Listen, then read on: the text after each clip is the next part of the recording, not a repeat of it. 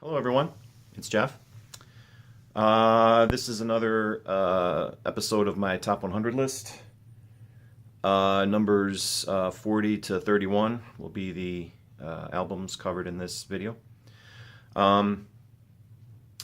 Apologies for not having this up last week. I made the two videos that I posted last week back to back on Thursday, and I'd made the top 100. I had every intention of doing the top 100 and as a third video, and I'd gotten almost to the end. I was like maybe the second to the last album to go, and my phone rang. And because I record these videos on my phone, when the phone rings, the video stops recording. And I was a little pissed off. So I calmed down, collected my thoughts again, set everything back up again, did it a second time, and then I got a low battery alert on my phone, which I found out also stops recording. So I'd only gotten about halfway through that time, so I tried a third time, and I was 2 or 3 albums in, and my phone rang again. So I think the video gods were trying to tell me something, so I packed it in for the day, and I'm here now trying a fourth time a couple days later. And of course, Friday I had a 12-hour shift, and we had a massive blizzard here, and it was just a mess all around. So now that I have free time again, here we are. All right, with all that said, let's get to the list. At number 40. See if I can remember everything I wanted to say about these records. Not that there's a ton. But number 40 is Miles Davis, Bitches Brew. I've showed this album before. Among jazz albums and fusion albums, this is one of my favorites, one of the best that I think. And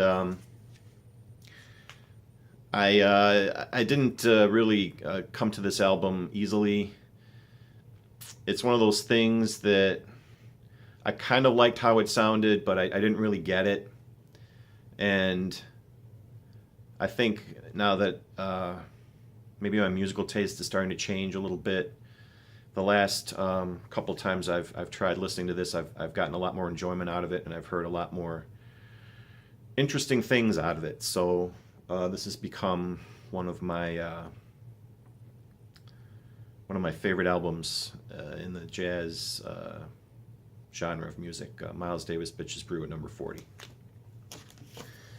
At number 39 is the Duane Allman Anthology, Volume 2. I have both volumes, but Volume 1 is fairly water damaged. The cover had gotten some water and a little bit of mold to it. But the records themselves were in mint condition, so that's why I took it. But this one was a sealed copy that I actually bought, and it's much nicer to show. So that's why I'm showing this one. It's a punch-out copy. You can see the punch-out there. But these Duane Allman anthologies are just collections of songs by different artists where he was a studio musician and he played guitar on. So Volume 1 probably has more famous tracks on it, like Loan Me a Dime and Hey Jude, the Wilson Pickett, I think it was Wilson Pickett who covered Hey Jude, and Duane played guitar on it, and it's a great cover of that song. There's good stuff on here too, of course. It's a double album, and side 4 actually has some Allman Brothers music on it. But I'll just show you the gatefold here. You can see. If you're a fan of Duane and the early Allman Brothers and you know his style, it's pretty easy to pick out his guitar parts in these songs. So he played on a lot of stuff before joining the Allman Brothers. So this makes my list at number 39, the Duane Allman Anthology. Number 38 kind of covers a whole group of albums for me. This is the Bob Seger System, Ramblin' Gamblin' Man. This is Seger's first album with the Bob Seger System, I believe, and it's got an even bigger punch-out in it. And I've said this many times before, and I'll just say it again quickly. These albums have really helped me rediscover Bob Seger in his early career. And his music during this period, starting with this album, is a lot heavier. And especially on this album, there's a lot, there's more psych elements to it. Yeah, I've listened to all of the early Seger that I have. I have like five or six albums. I'm only missing, I think, 2, but those are just insanely hard to get. But listening to them over a couple times is just amazing, and it's one of those things where you're like, why wasn't this stuff a hit? I mean, the songs would have just been radio classics. I don't know why they didn't become one. But, I mean, the title track to this album was a regional hit, I think, for Bob Seger, and then much later it became a bigger hit for him. But, yeah, I'll say it again. If you ever come across these in the wild, you know, a Bob Seger album that you never heard of before, pick it up and try it. It's really good. And I picked this one for the list, but it kind of represents, you know, a whole group of early Bob Seger albums. Ramblin' Gamblin' Man is my number 38 pick. And number 37 is Elvis Costello's second album, This Year's Model. And it's his first album with the Attractions as his backing band. And I can tell you through personal experience, if you ever see Elvis Costello live, you'll hear a lot of songs off of this album. And for good reason. I mean, it's front to back. I mean, his first, 3, 4, even 5 albums are just all killer, no filler. But this one here has got, it captures lightning in the bottle, the energy of the Attractions, and his songs are punchy and a little punky and full of energy. And it's just a great, great album. So number 37, my pick is Elvis Costello, This Year's Model. Great, great album. And number 36 is another great, great album. No duh. Born to Run by Bruce Springsteen. Let me just show you. I'm sure everybody's seen this album before, or at least has heard of it, I would imagine. There are many albums that Bruce made in his catalog that could easily make best of lists and have. For my money, this one here just seems to capture what Bruce is really all about. Like what his music represents and what his aesthetic is. And not to say that he hasn't topped it. I mean, he's probably equaled this album with a few of his others, but I mean, just the title track alone makes him a legend. Born to Run, and then you've got Thunder Road, 10th Avenue Freeze Out, Backstreets, She's the One, Jungle Land. I mean, these are all killer tracks. So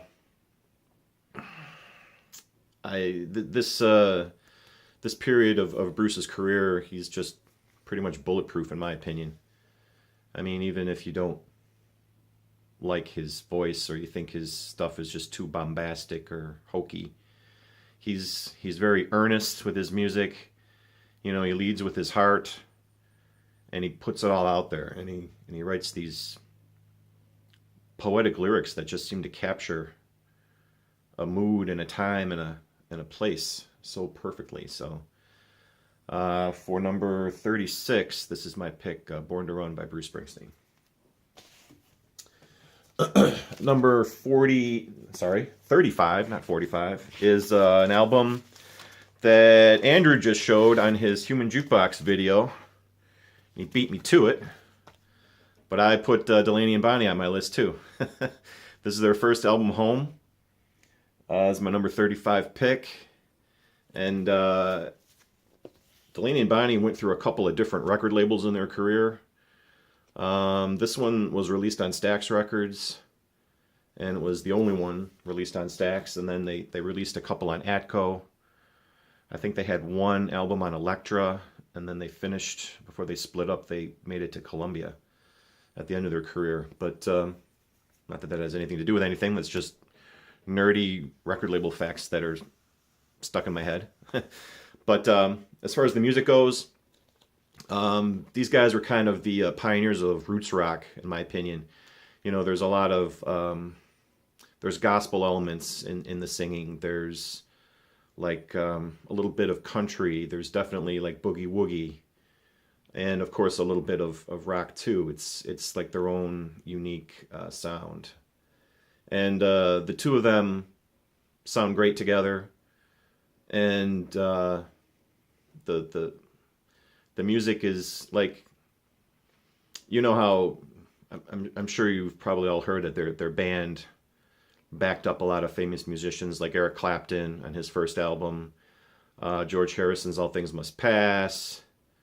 That kind of music is even more apparent in their solo albums.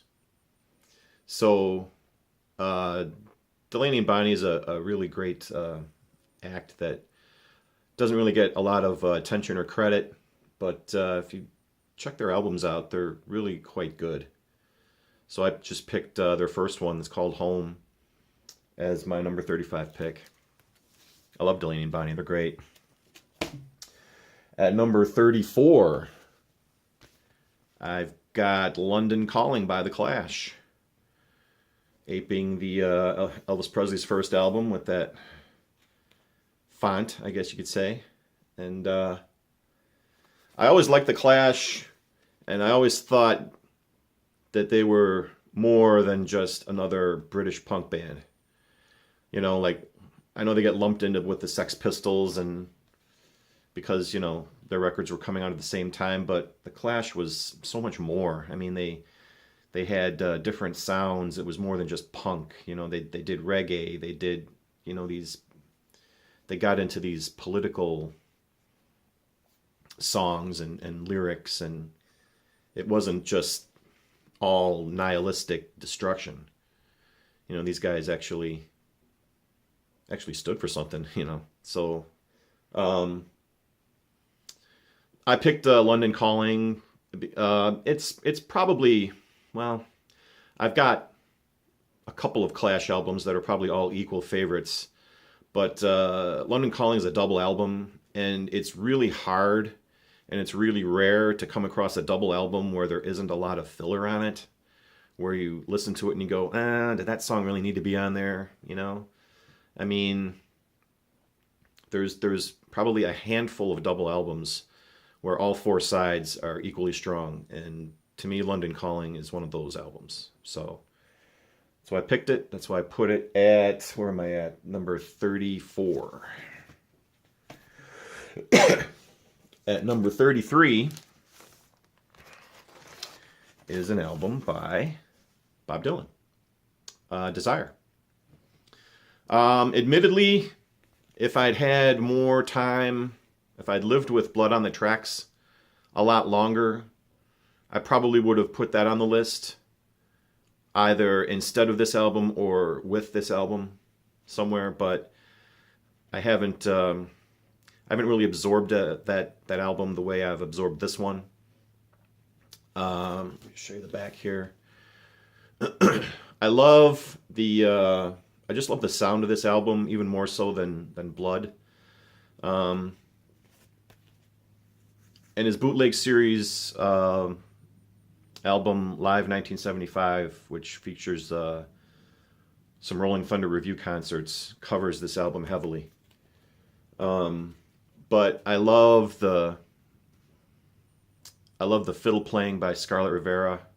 It gives a lot of these songs, a very mournful quality, mournful sound, and especially, you've got tracks like Hurricane, Isis, One More Cup of Coffee, which is one of my favorite album cuts, which is covered spectacularly well on that Live 75 bootleg album. I know a lot of people don't rate this album as highly as its predecessor.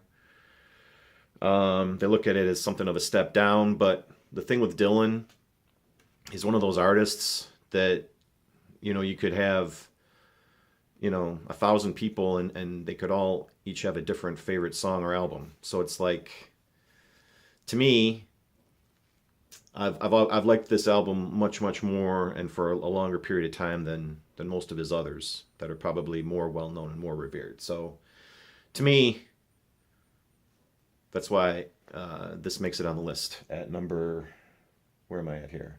33. Sorry, I'm losing track. Bob Dylan's Desire. Love this album. Okay. There's been no phone calls. There's been no interruptions. We got 2 more to go here. So I'm going to try to make this quick. At number 32 is Steely Dan, Katie Lied. This is another band where you could just spin the wheel and come up with one of their albums and it would be great. Pretty much all their albums are equally great in my eyes. The same way with Desire. I have a little more time. I've lived with this album a little bit longer than I have some of the others. And the songs on here are just perfect. You've got, of course, the beginning of their collaboration with Michael McDonald and the serving as the background vocalist, and just about every song on here is killer. But you could almost say that on any Steely Dan album. But like I said, this one has been around in my collection a lot longer, so I'm giving it top 100 status. Katie Lied by Steely Dan is at number 32. At number 31, finally, is CD, Wish You Were Here by Pink Floyd. I don't have a vinyl copy of this album, of this studio album. Even it's got a little bit of a gatefold here. And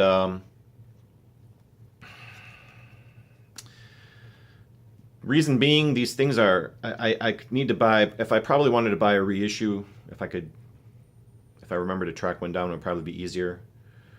For a long time, I tried getting, an original pressing, and it's just too damned expensive. So I kind of gave up on it, and I bought the CD instead just to have it because I've got, all the other 70s Floyd.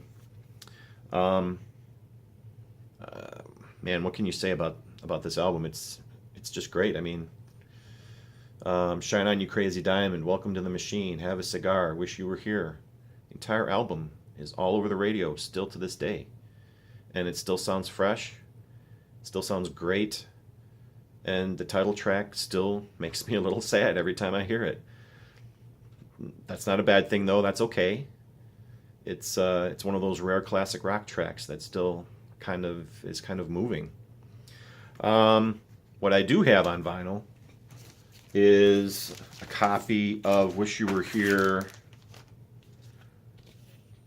the Extraction version.